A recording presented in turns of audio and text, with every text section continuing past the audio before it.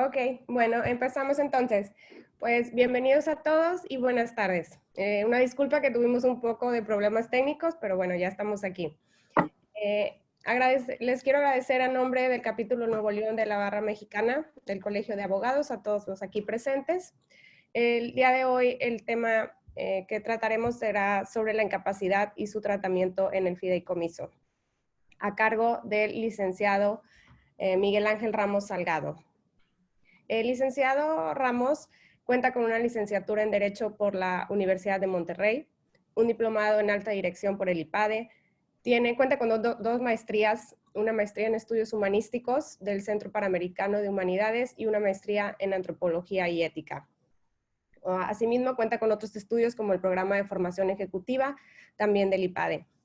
Tiene experiencia de 30 años en estructuración de fideicomisos, ha sido asesor legal en Derecho Corporativo del Grupo Alfa, fue gerente jurídico fiduciario en Banca Serfín, lo que actualmente es el Banco Santander.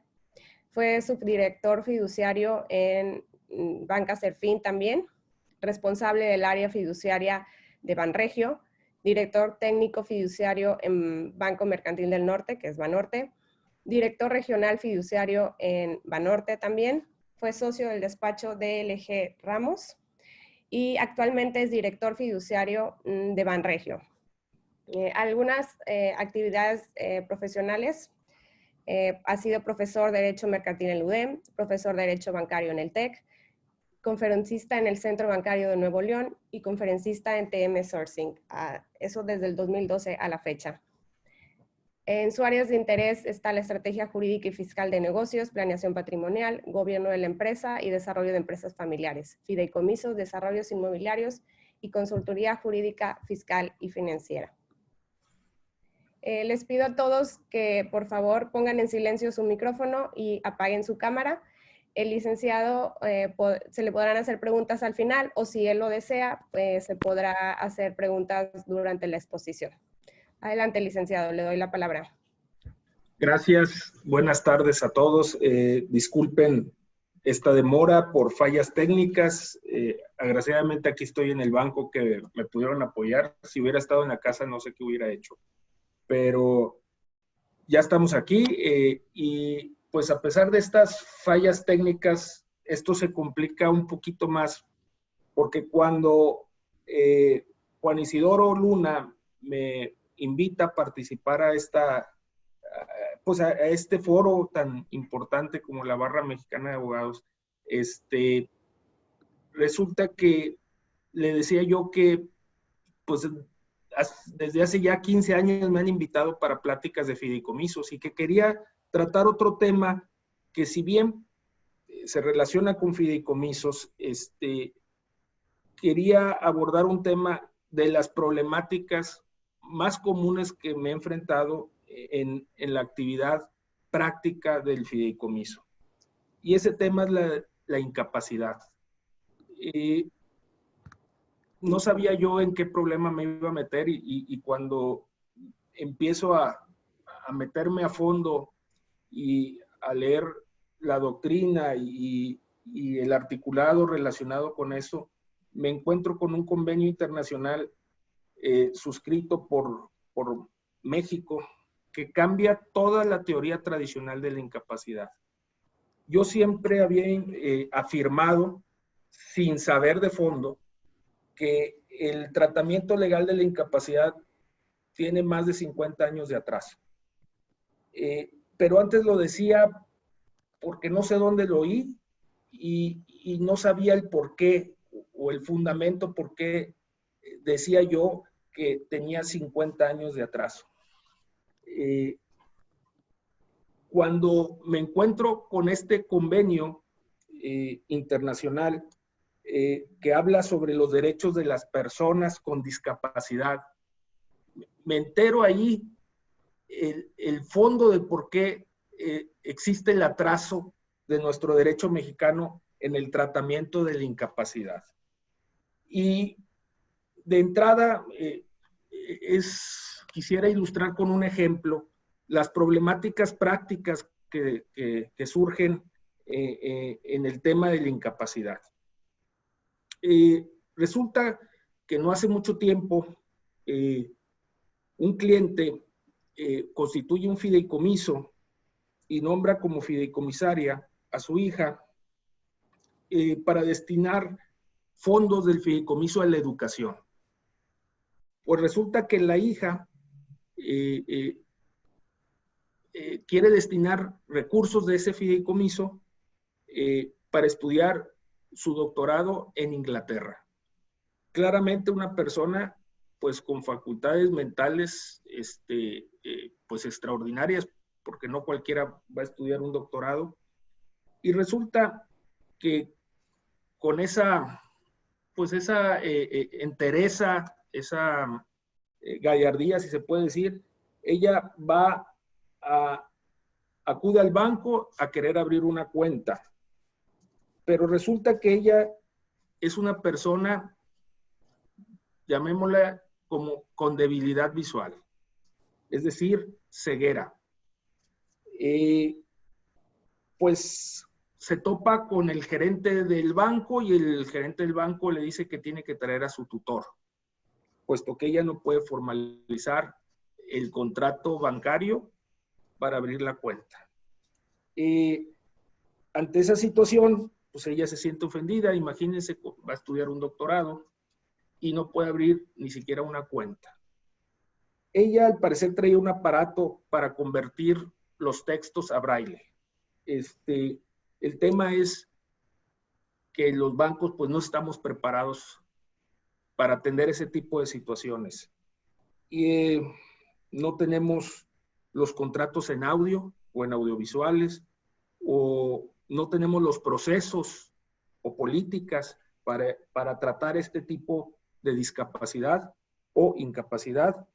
Y vemos, así como este ejemplo, muchos podemos señalar donde las instituciones no estamos preparadas para tratar la incapacidad. Si a este problema le agregamos el tema que nuestro derecho concibe la incapacidad como una persona a la que hay que proteger, es decir, parte de que el incapaz está en condiciones de desigualdad, no de igualdad. Y cuando vemos en nuestra legislación todo lo relacionado a incapacidad, cuando lees quiénes pueden ser incapaces en el articulado de la ley, pues está hasta la embriaguez consuetudinaria. Y de repente pues se nos vienen en la mente a veces compadres y amigos que pues que no puedes pensar que pues, o que piensas que están muy cerca de ese catálogo, ¿no? O de esa característica. Y pues ese tema de incapacidad, cuando te lo declaran o te declaran la incapacidad, es en términos absolutos. Y eso es lo que es grave, me explico.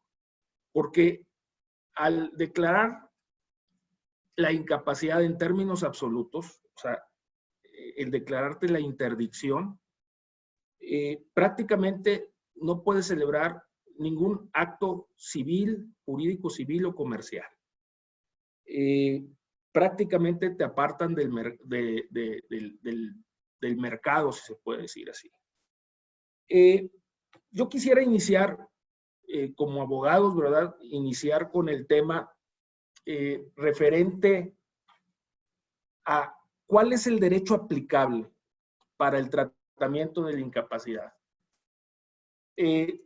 Siempre los abogados nos preguntamos cuando vemos un problema de índole legal, ¿cuál es el derecho que aplica? ¿Cuáles son las reglas que aplican para el tratamiento de esta incapacidad?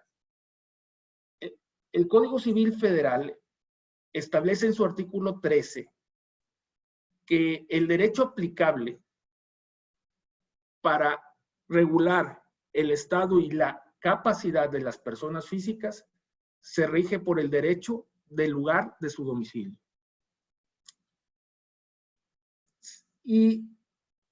Pero como bien lo comentaba ahorita, existe una convención sobre los derechos de las personas con discapacidad y protocolo facultativo adoptado por México, promulgado por México a través del Diario Oficial del 2 de mayo del 2008, donde define la capacidad e incapacidad de diferentes maneras. ¿Cuál sería el derecho aplicable? ¿El del lugar del domicilio o las reglas que establece sobre discapacidad este convenio internacional? Y de ahí surgen problemáticas muy interesantes, puesto que sabemos que esto estaría reconocido con los acuerdos internacionales, pues al nivel de una ley del rango constitucional.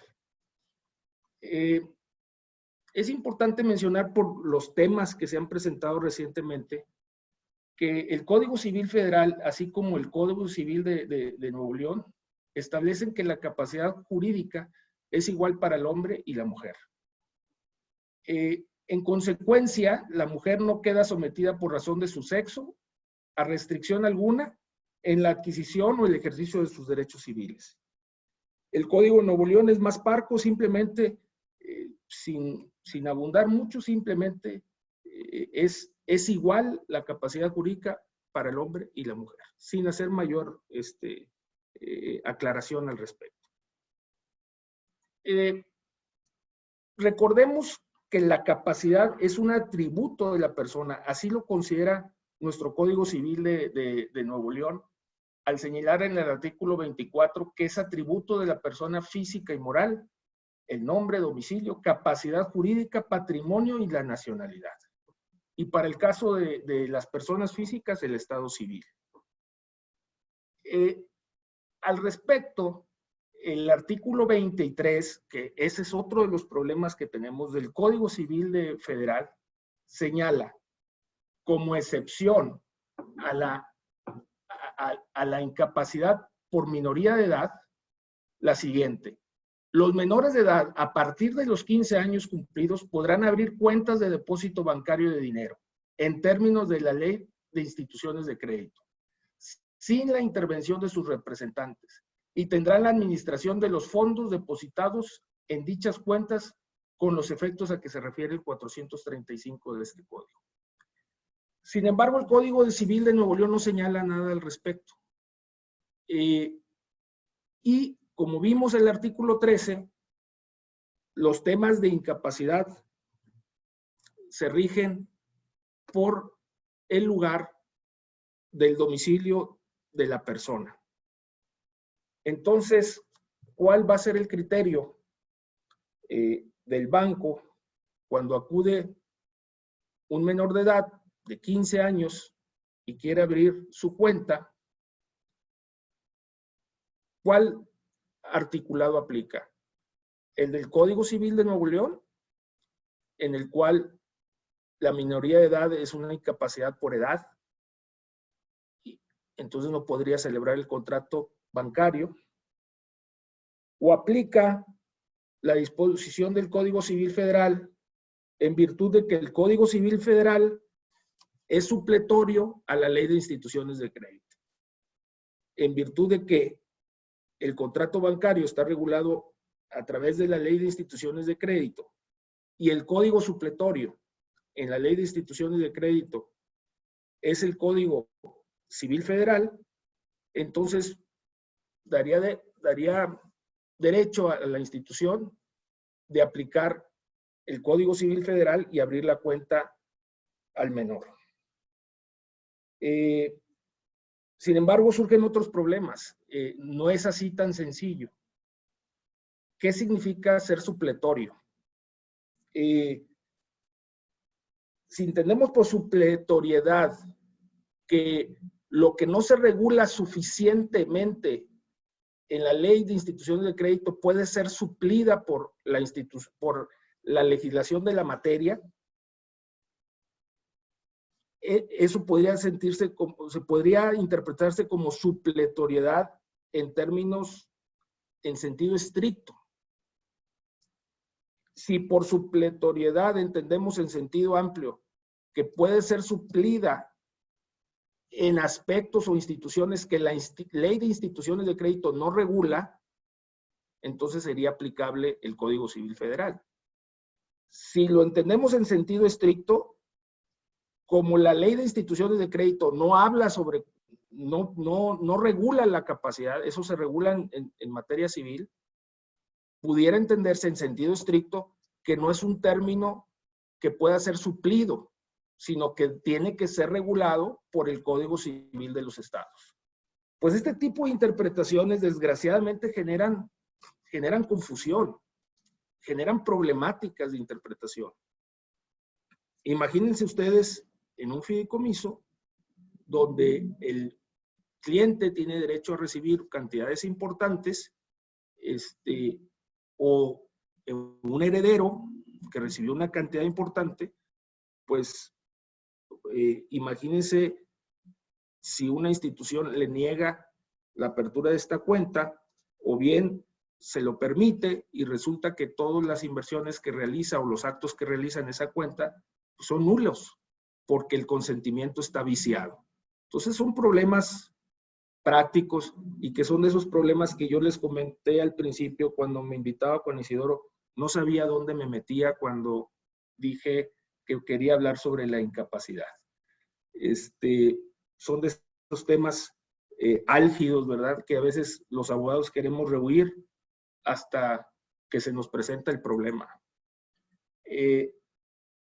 Nuestro derecho habla, cuando se desarrolla el tema de la capacidad de incapacidad, bajo una doctrina tradicional, habla de la capacidad de goce y la capacidad de ejercicio.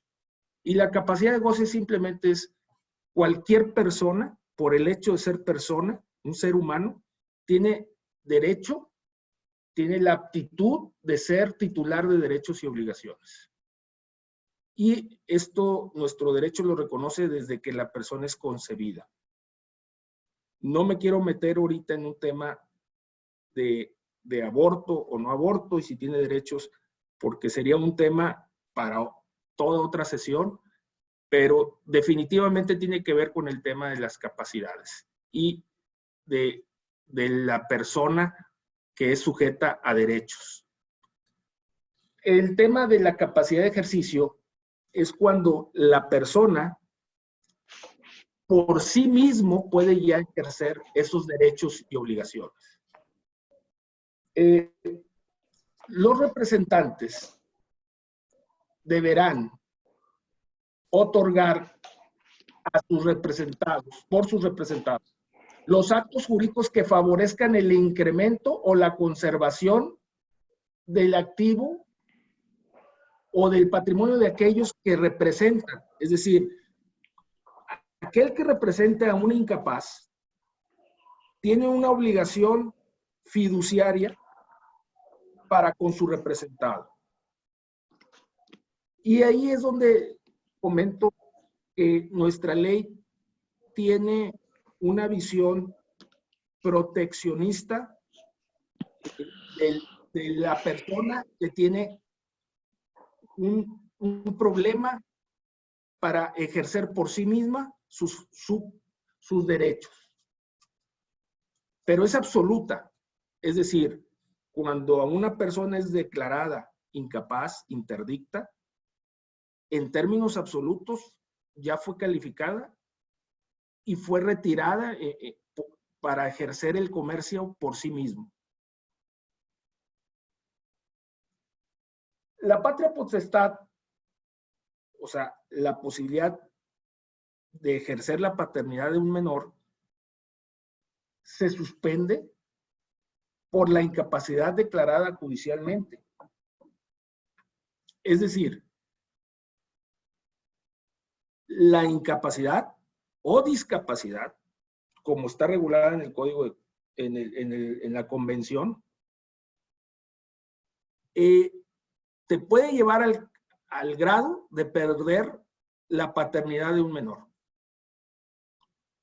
He ahí la gravedad de la declaración de la interdicción. También los interdictos están impedidos para celebrar el contrato de matrimonio. De tal manera que el artículo 156 del Código Civil de Nuevo León lo señala como impedimento. Incluso señala en el artículo 449, el objeto de la tutela es la guarda de la persona y bienes de los que no estando sujetos a patria potestad tienen incapacidad natural y legal, o solamente la segunda, para gobernarse por sí mismo.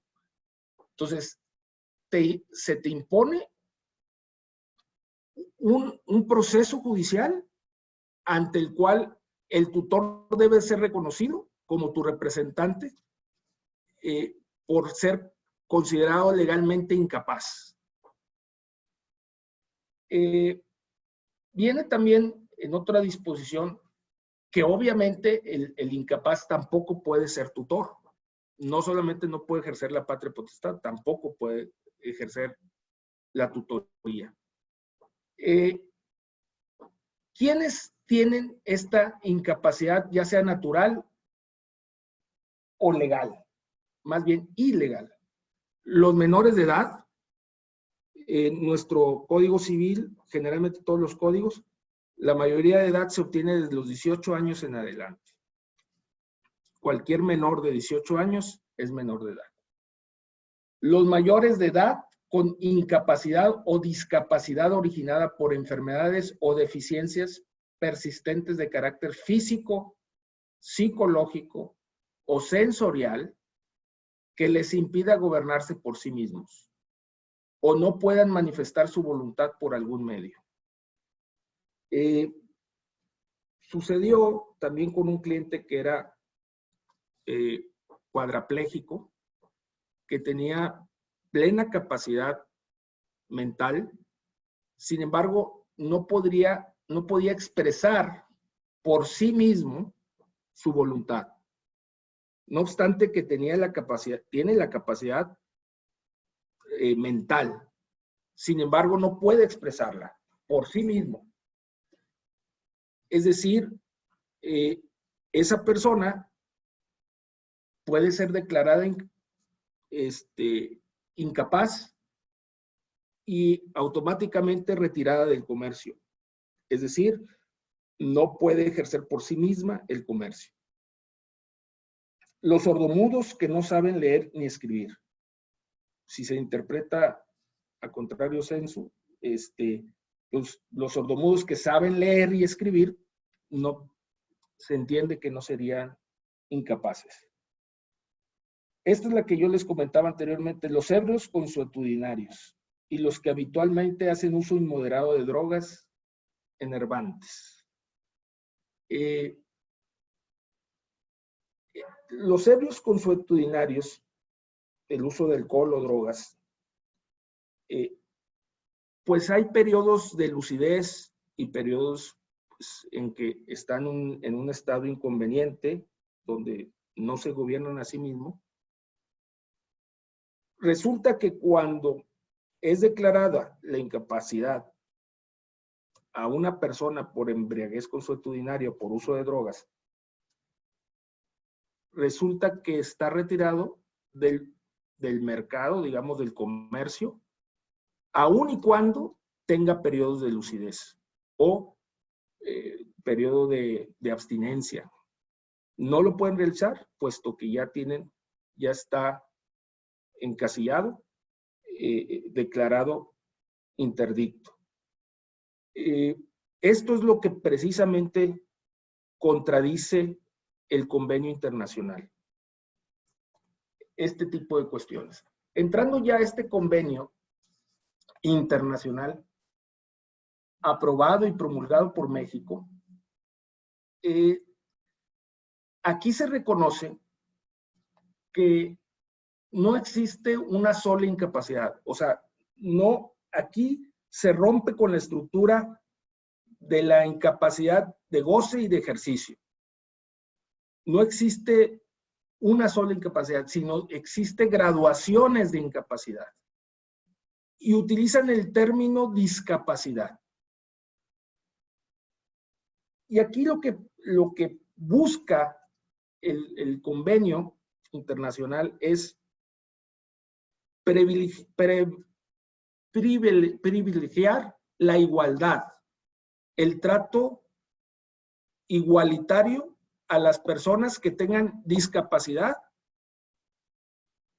con las personas que no tengan este tipo de limitantes. Aquí el tema es que hay contradicción entre lo que dice el convenio y lo que dice nuestras legislaciones locales. De tal manera que si ustedes piensan en un niño que tiene síndrome Down y que quiere laborar en una cafetería,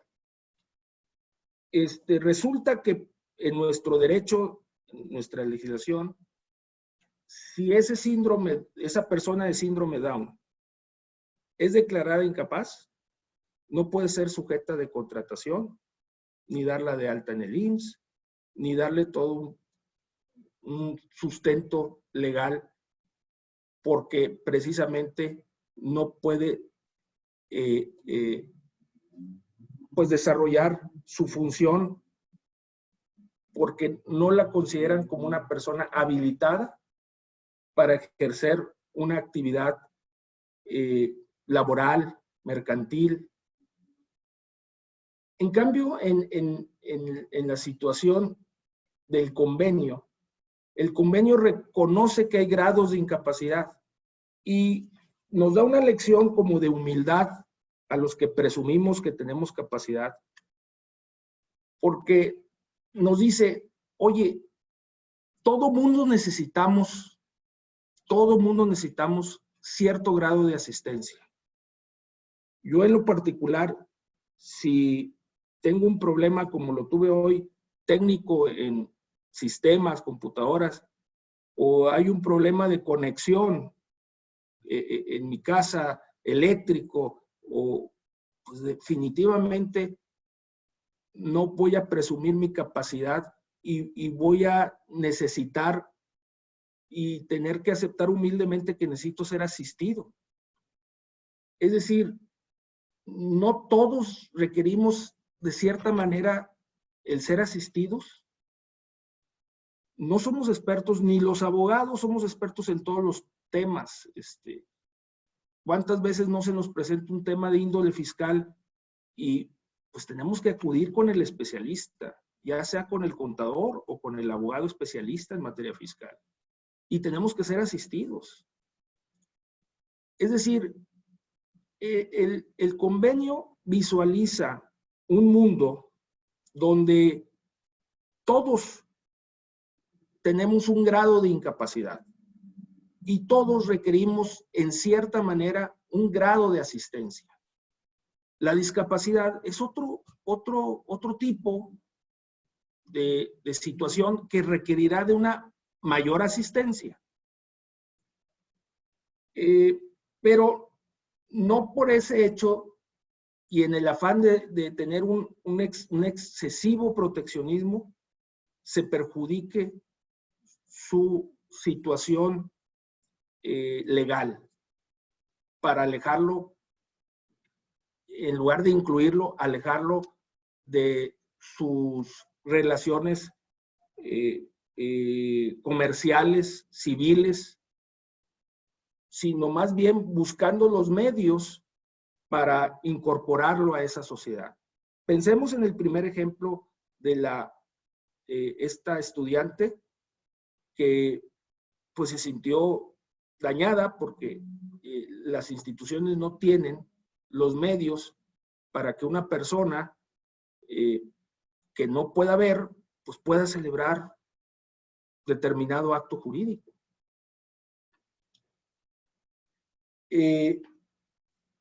La persona que no puede expresar su voluntad por una cuestión de salud, pero sin embargo está en pleno sentido en capacidad mental, pues imagínense ustedes, aparte de cargar con su pena de no poder moverse, el que no pueda designar como beneficiaria a su esposa o a sus hijos, o cambiar de beneficiarios, y no haber los medios que faciliten a estas personas para establecer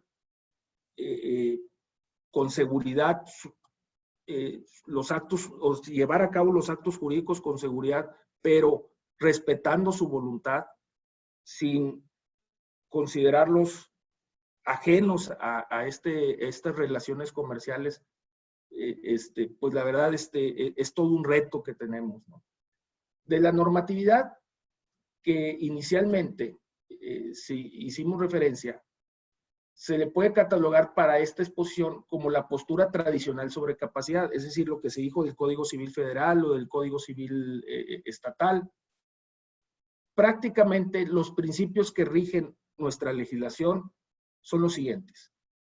Existe una división entre dos tipos de personas, las completamente capaces y las absolutamente incapaces. Es decir, es tajante. O eres capaz o eres absolutamente incapaz. No hay grados. Número 2, hay un concepto único de incapacidad de ejercicio. No reconoce las diferencias entre tipos y grados de incapacidad. Número 3, en consecuencia, la inhabilitación del incapaz o el interdicto es absoluta. Se le inhabilita para celebrar contratos por sí mismo, incluso los de la vida ordinaria, pues su voluntad no puede ser vinculante. Es decir, que sus actos están afectados de nulidad. Ese es el espíritu como está regulada en nuestra legislación el tema de la incapacidad. En contrapartida, la Convención defiende un nuevo postulado en la cual señala que la realidad es diversa, ya que es un hecho que existen muchísimos tipos de incapacidad y diversos grados. Es decir, parte de que todos tenemos alguna incapacidad. Es decir, no tenemos una expertise, no tenemos todos un conocimiento 100% de todas las cosas, no tenemos el 100% de las habilidades y todos requerimos en cierta manera apoyo.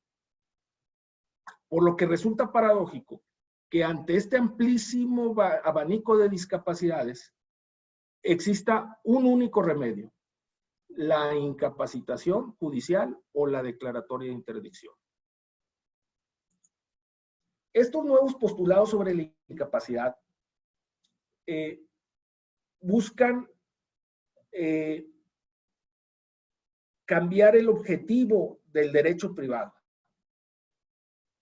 para que al discapacitado o incapaz no se le vea solo como un objeto de protección jurídica, sino que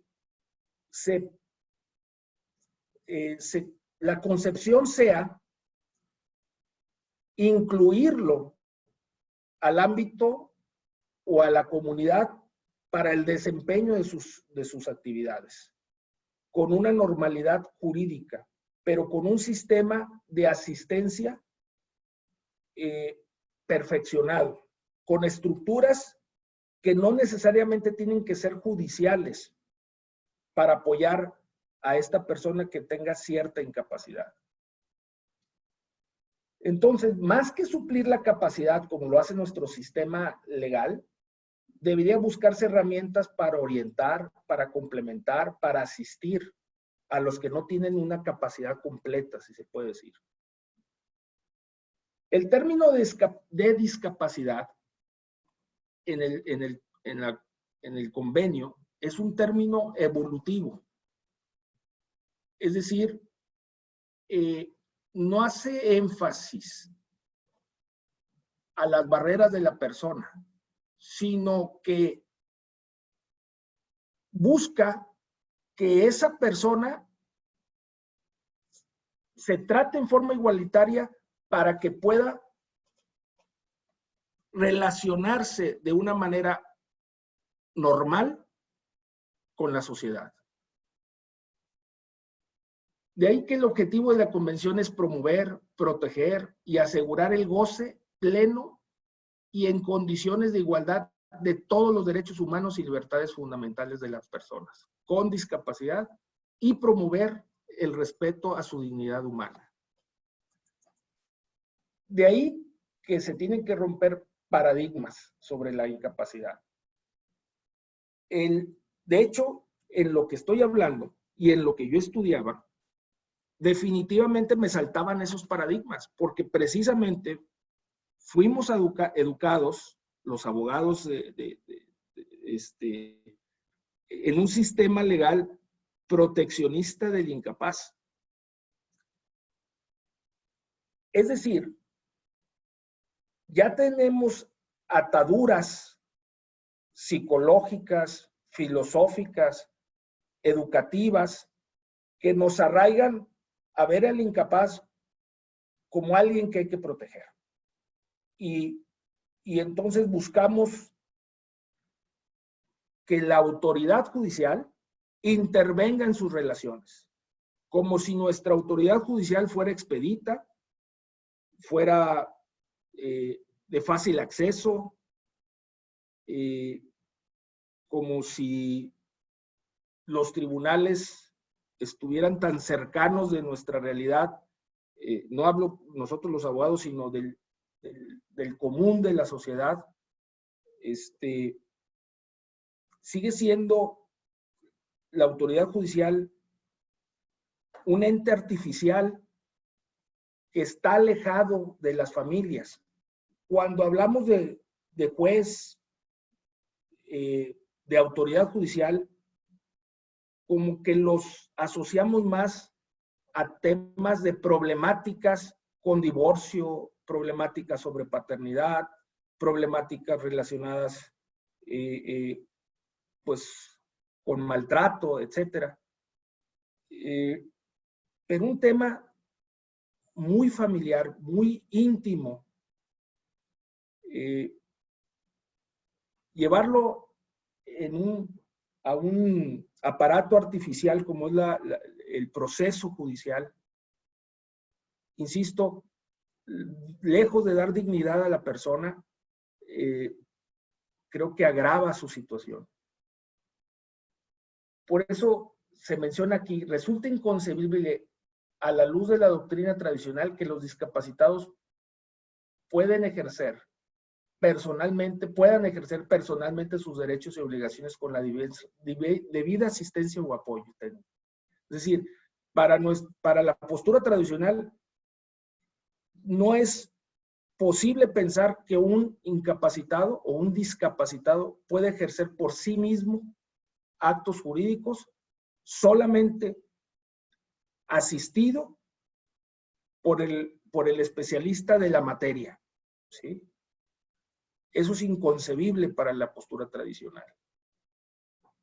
Con base en estos principios, una persona con síndrome Down, según el grado del mismo, o sea, en el caso de la convención, podría ejercer personalmente sus derechos y en aquellos que lo requiera recibirá apoyo o asistencia necesaria, por lo que habrá un margen de habilidades según el avanzado, según el grado de incapacidad que tenga él, que podrá optar por tomar sus decisiones. Incluso puede contraer matrimonio, incluso arrendar una casa, tener una familia. Se da esa posibilidad. Y eso es lo que trata la convención de permear en los estados que se afilian o que reconocen este convenio.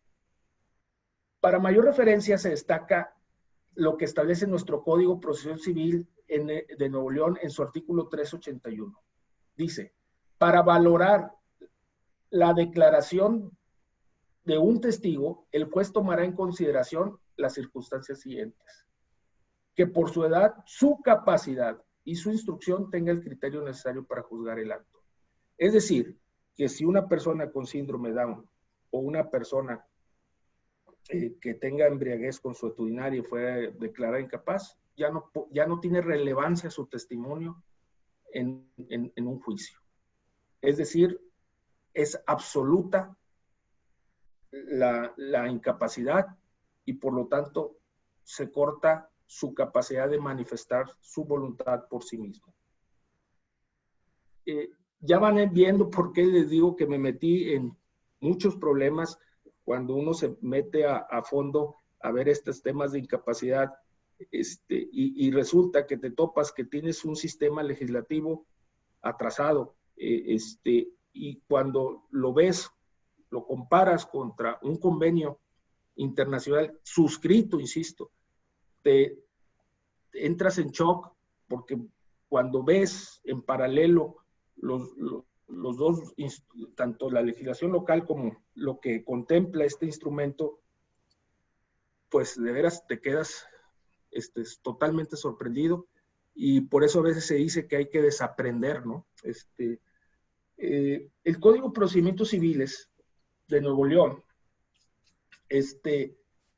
en su artículo 917, de hecho no tan antiguo, porque su reforma fue el 2 de junio del 2017, establece en su apartado 2, el estado de demencia puede probarse con testigos o documentos, pero en todo caso se requiere la certificación de 3 médicos cuando menos, que hayan realizado un examen físico para verificar el estado de demencia, retraso mental moderado, grave o profundo. Vean aquí como si hay una graduación.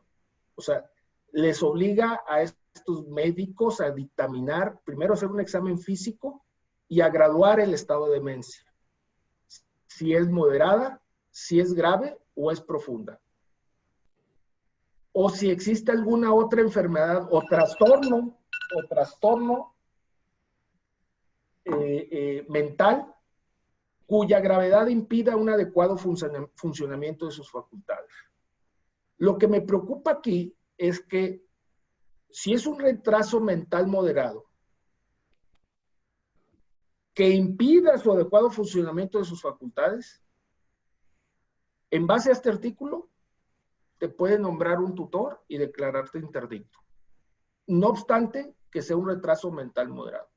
Me hubiera gustado que aquí dijera que si fuera un retraso mental moderado, no será causa para que te declaren la interdicción.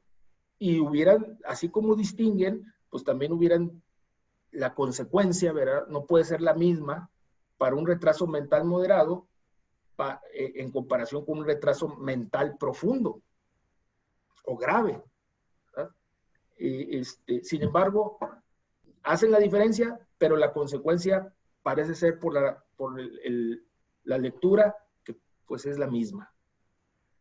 Para el caso de interdicción de las personas con discapacidad que presenten síndrome de Down o discapacidad intelectual, sigo leyendo el artículo, permanente, genética o adquirida, estas también podrán certificarse según sea el caso, mediante la exhibición en la solicitud de un examen cariotipo para demostrar la existencia del trisomía 21, el tamiz neonatal o cualquier otro medio científico que pueda determinarlo, expedido por cualquier institución médica de la entidad certificada para realizar este tipo de pruebas por la Secretaría de Salud. Te están diciendo abiertamente que obviamente las personas que presenten este tipo de características pues pueden ser declaradas interdictas. Incapacidad de fideicomiso. Ya estamos entrando en la fase conclusiva.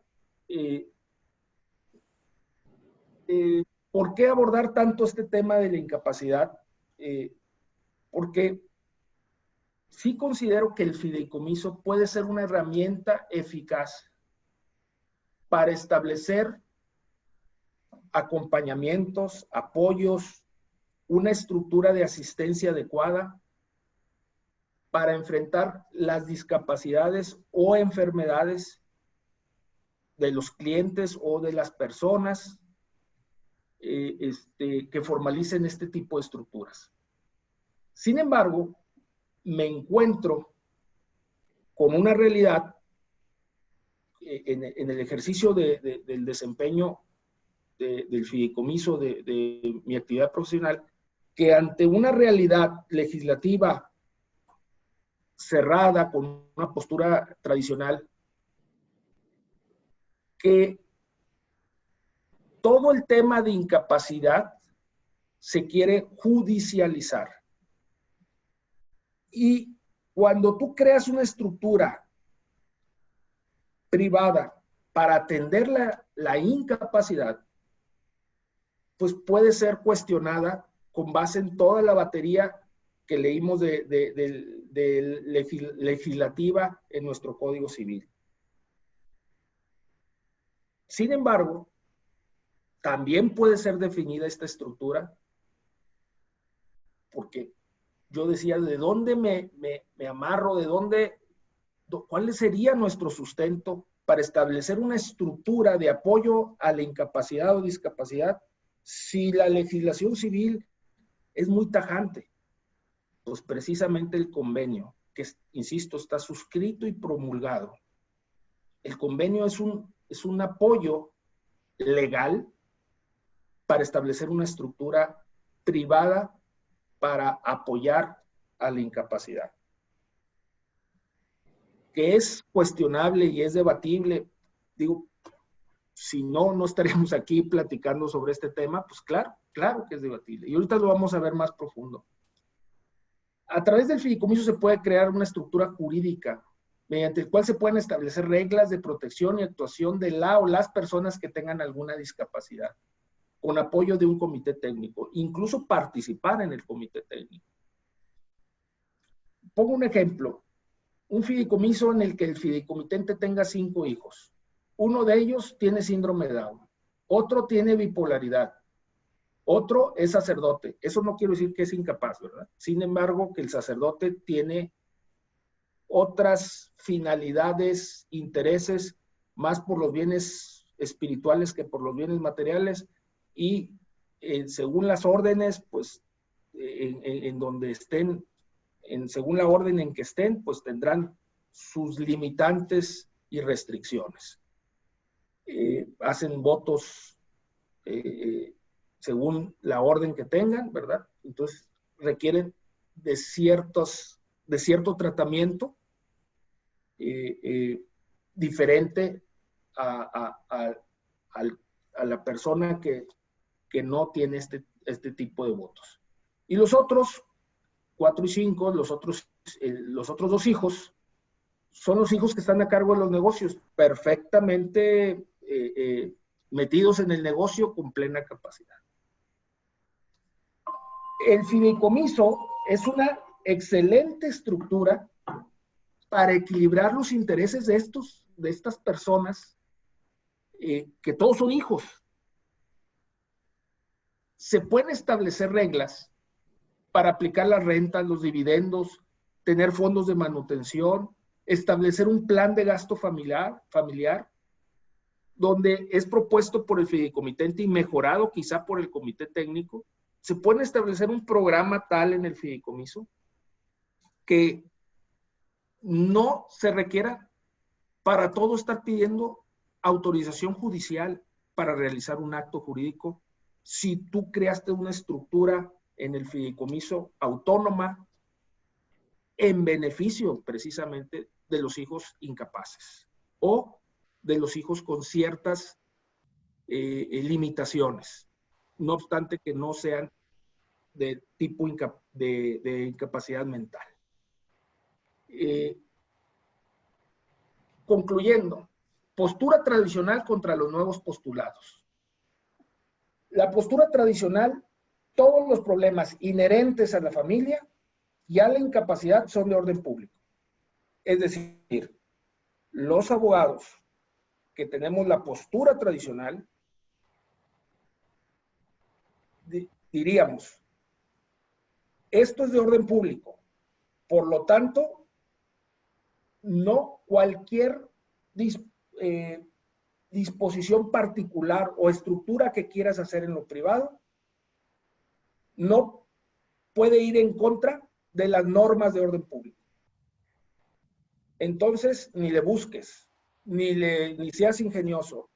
Vete por lo que dice la legislación civil. porque son irrenunciables. Esa es la postura tradicional. El nuevo postulado dice, no, se pueden establecer reglas convencionales siempre y cuando sean a favor del incapaz. El litigante puede decirte, de la postura tradicional te puede decir, ¿y quién eres tú para decir que es a favor o es en contra? Entonces, eso lo tiene que ver el juez, judicializar la capacidad.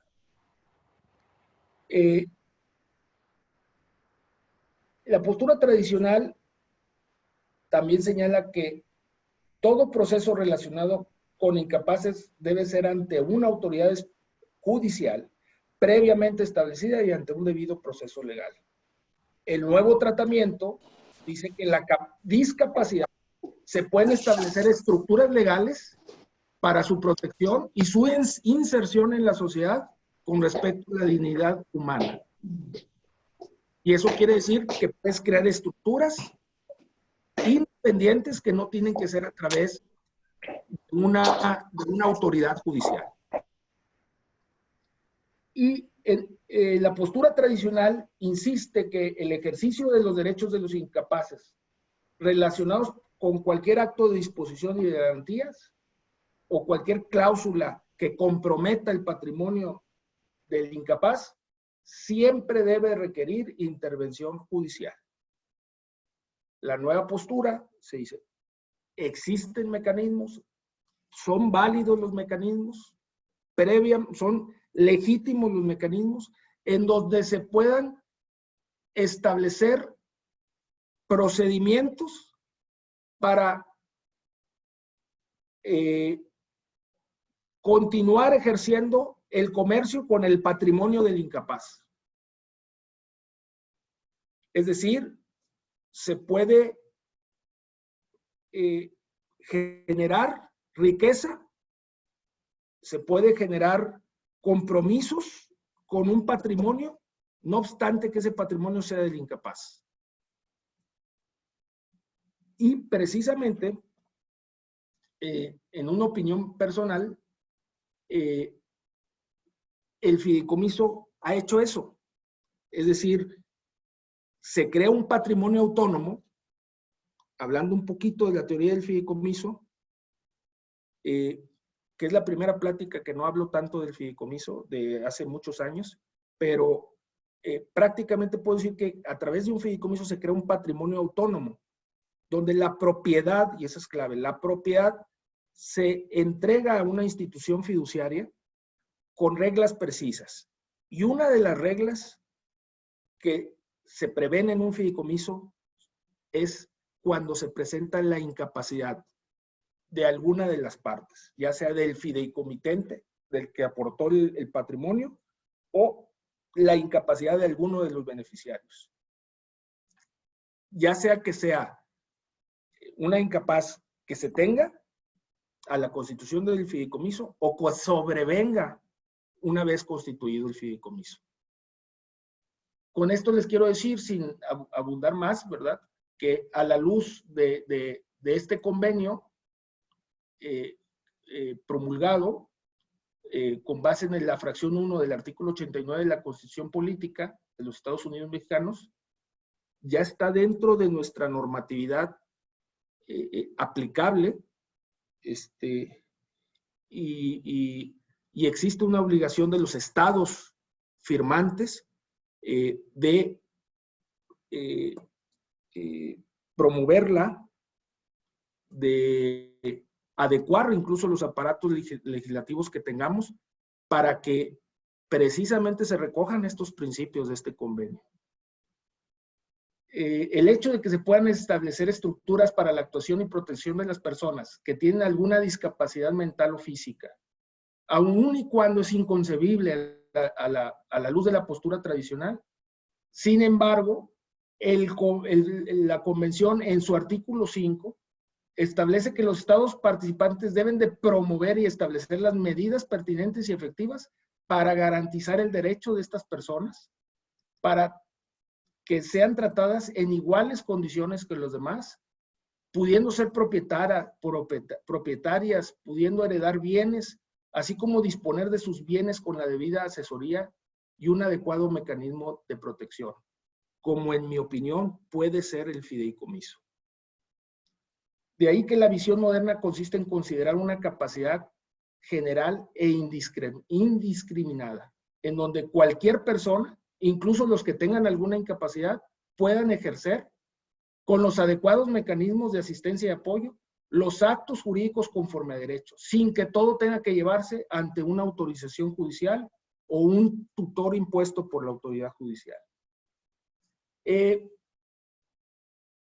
Aquí me gustaría nada más compartir qué texto o cómo definiríamos la incapacidad en un fideicomiso.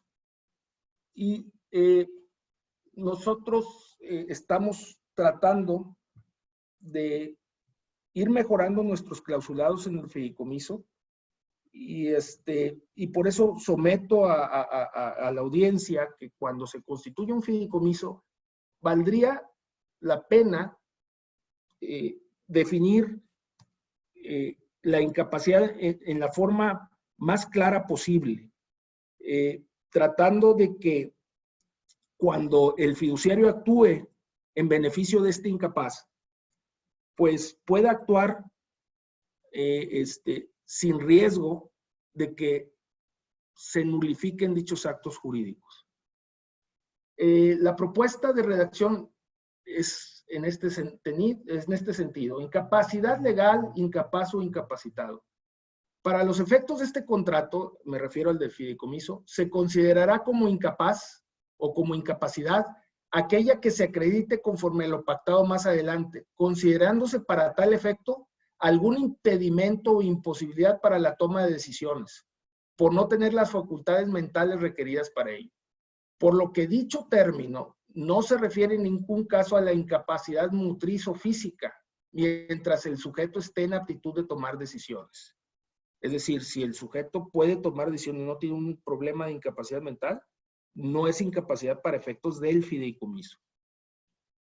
Por lo que dicho término no se refiere en ningún caso a la incapacidad motriz o física, mientras el sujeto esté en aptitud de tomar decisiones. Por lo que todas las partes están de acuerdo en establecer que dicha incapacidad se demostrará a la fiduciaria con 3 dictámenes emitidos por médicos especialistas de reconocido prestigio y que dichos dictámenes deberán acreditarse a la fiduciaria que tienen al menos 5 años de experiencia en el ejercicio de su especialidad, acompañando a dichos dictámenes el curricular de los doctores que emitan el certificado correspondiente.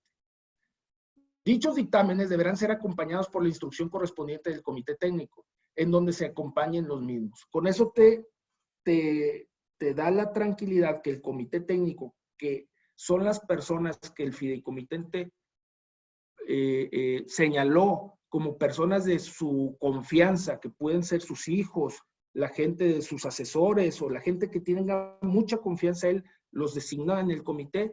El comité son los que al caer en un tema de incapacidad del fideicomitente, son los que comunican a la institución fiduciaria estos dictámenes médicos y se cercioran precisamente el comité técnico que efectivamente la persona esté en esa incapacidad mental que comentamos.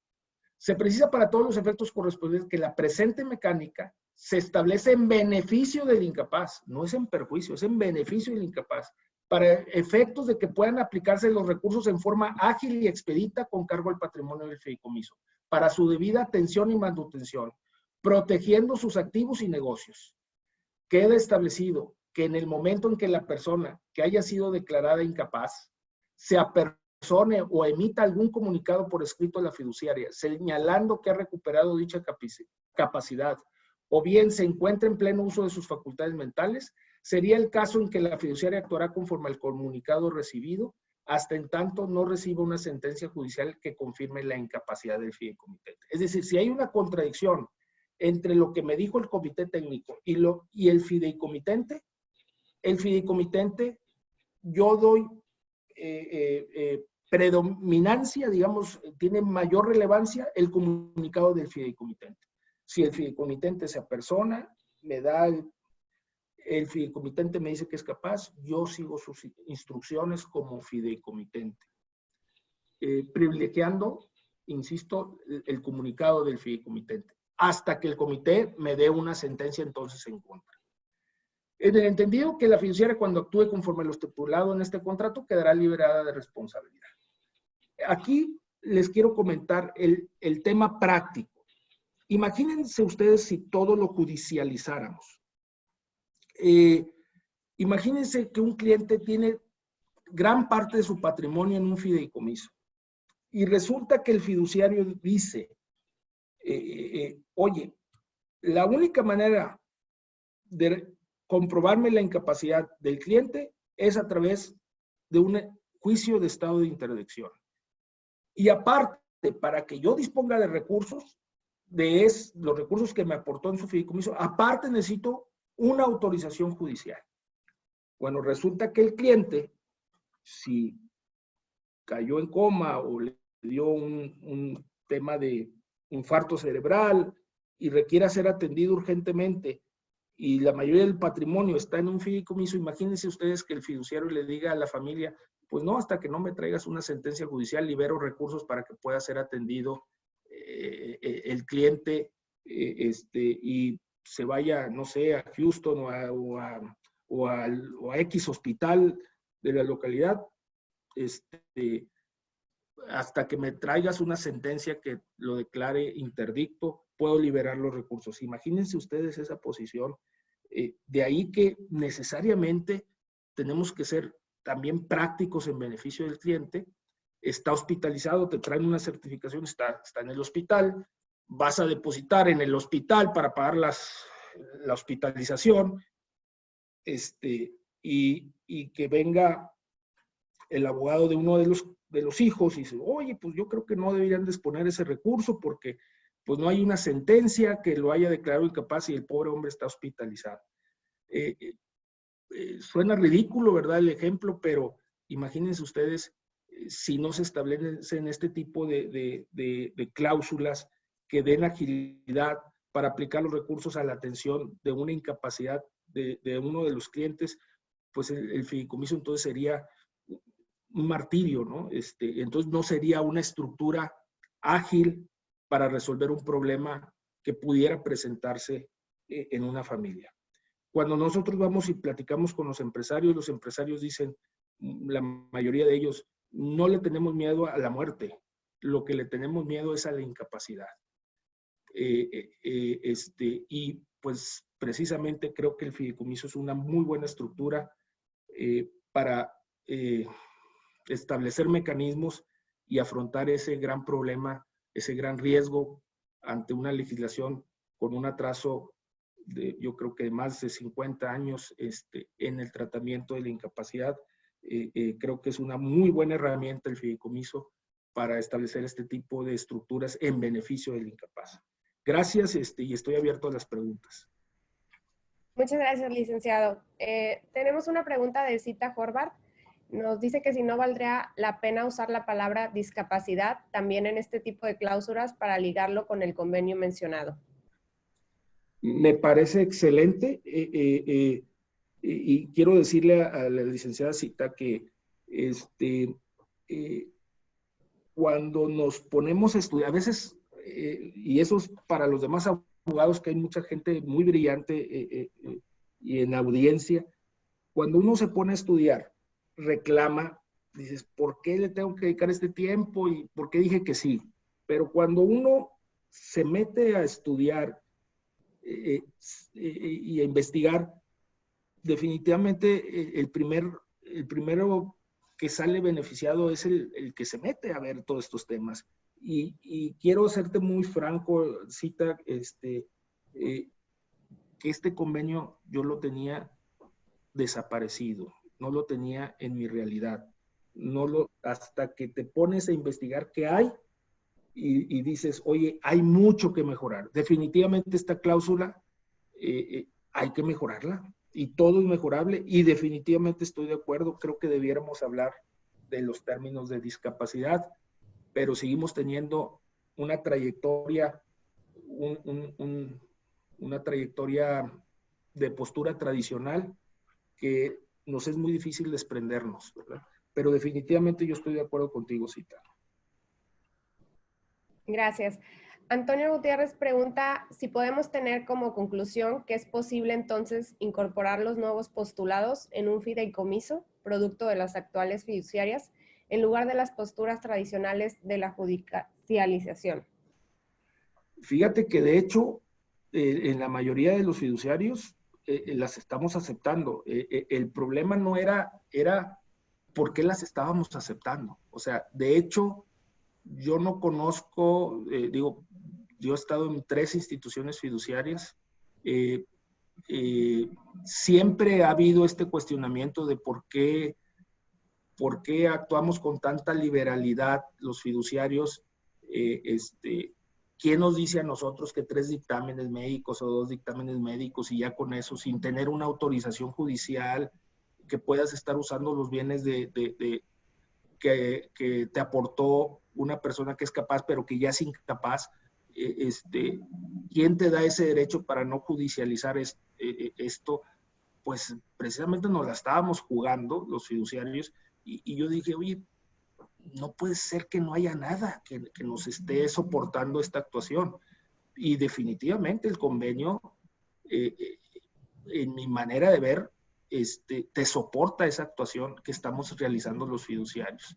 No solamente la teoría del patrimonio autónomo, no solamente la teoría de que es una propiedad diversa al del incapaz, que es, digamos que es un fundamento básico, pero el verdadero fundamento de la incapacidad y la estructura que está más en el convenio que en la teoría de la propiedad autónoma. No quiere decir que no sea un argumento fuerte, sí lo es, pero es más fuerte el argumento de la teoría de la discapacidad en el convenio. Gracias. Heriberto Garza comenta, como sugerencia en la cláusula de incapacidad, mientras el sujeto esté en aptitud de tomar decisiones, se podría agregar, ya sea por sí o con la asistencia de otras personas o por medios mecánicos o electrónicos, y siempre que dicha manifestación de la voluntad pueda ser corroborada con el propio sujeto. Como ejemplo, y lo felicita. Gracias. Mira, tiene razón. Cuando comenté el tema del cuadrapléjico, ¿verdad? ¿Cuántos medios en la actualidad existen para manifestar la voluntad con solo el movimiento de los ojos? Es decir, no necesitas, bueno, es muy conocido el caso aquí, yo creo que en el país, pero en Monterrey es muy conocido el caso de Pablo Ferrara, creo que incluso escribió un libro sobre esto. Quedó cuadrapléjico y ha acudido incluso a maratones y todo con apoyo. Y me comentan que él tiene un aparato donde se expresa con el movimiento de los ojos. Y lo que dice ahí el licenciado Heriberto es decir, oye, pues si se puede expresar, no por sí mismo, pero a través de un sistema, o sea, de un sistema digital, electrónico, automatizado, ¿por qué no tomar esa manifestación de la voluntad? Insisto, nuestra legislación civil no está preparada para eso. El convenio creo que sí da esa pauta, que si una persona se expresa por medio de medios automatizados, sería perfectamente legal, válido su manifestación. Incluso sin asistencia, si es una manifestación en la que no la requiere. Muchas gracias. Creo que ya no tenemos más preguntas. Bueno, sí. Amparo Verdugo pregunta, para el caso de que el fideicomisario era capaz al momento de celebrar el fideicomiso, pero con posterioridad se volvió incapaz y la entrega del patrimonio fideicometido implica la extinción del fideicomiso, aún así le entregaría el fiduciario el patrimonio con el dictamen de los médicos, es decir, sin haber una declaración del juez. Sí, mira, ahí estamos en un fideicomisario incapaz que sobrevino la incapacidad y la finalidad del fideicomiso es que al fallecimiento entregues, ¿sí? Es al fideicomisario. Y resulta que el fideicomisario es incapaz, ¿sí? incapaz, me refiero mental o no sé, ¿sí?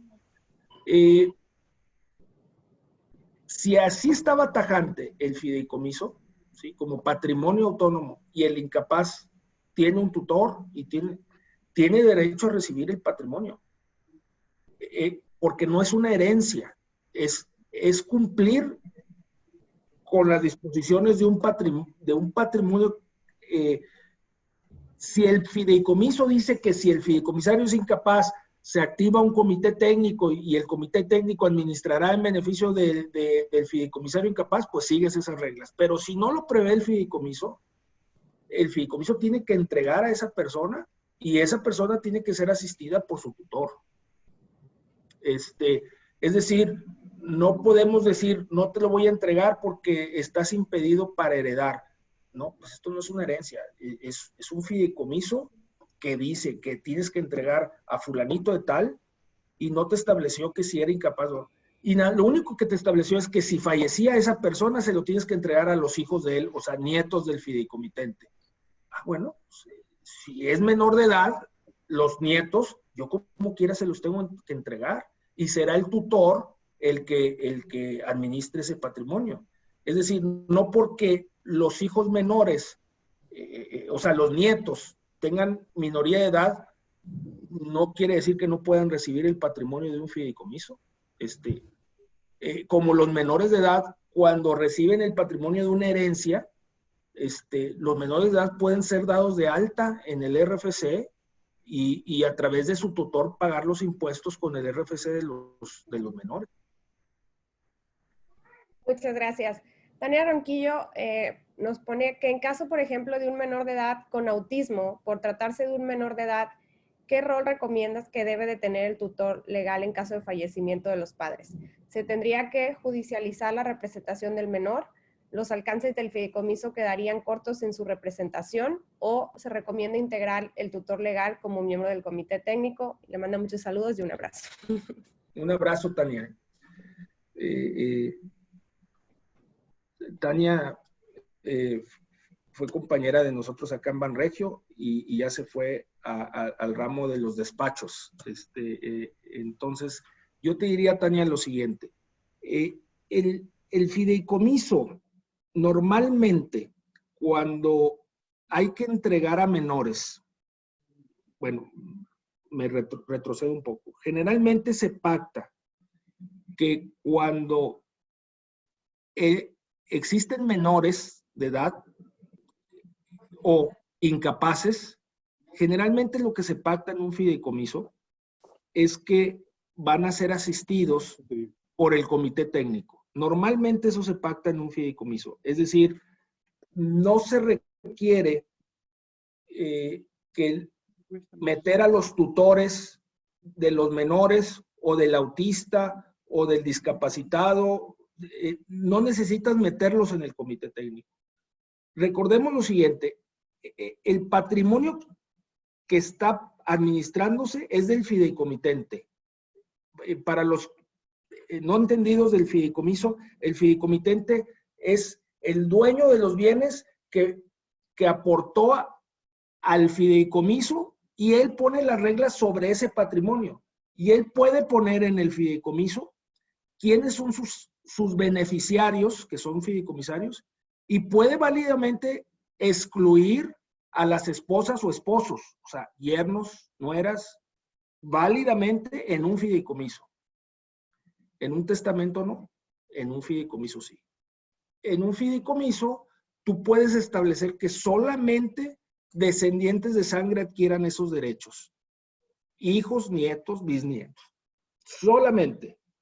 Y por lo tanto serán asistidos a través de un comité técnico, independientemente que esos nietos tengan una discapacidad, sea cual fuera, sin necesidad que su tutora, su mamá o su papá, o el tutor especial que se le haya designado, tengan que entrar al comité técnico. Por lo tanto, las acciones, las regalías de las marcas que obtengan, los inmuebles, todo lo que esté en el patrimonio es administrado por el comité técnico.